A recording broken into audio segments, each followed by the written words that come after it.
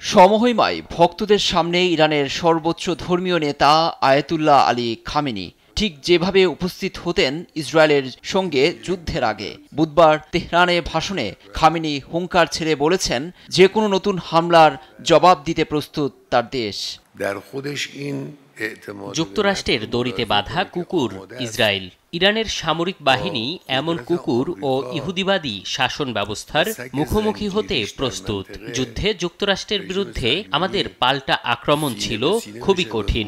Iran যেখানে আঘাত হেনেছে তা দেশটির জন্য ছিল যন্ত্রণাদায়ক। ইরান কখনো দুর্বল নয়।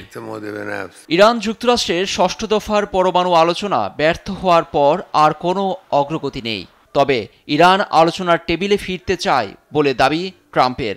বুধবার হোয়াইট হাউসে বাহরাইনের যুবরাজের সঙ্গে বৈঠকে তিনি একথা বলেন। ইরানিরা আলোচনায় বসতে চায়। আমার বিশ্বাস এখন বল তাদের মাঠে। আসলে আলোচনায় ফিরলে তারা লাভবান হবে এটা নিশ্চিত। তবে এই মুহূর্তে আমাদের তাড়াহুড়ো নেই। দিন শেষে আমরা সবাই একটা চুক্তি চাই।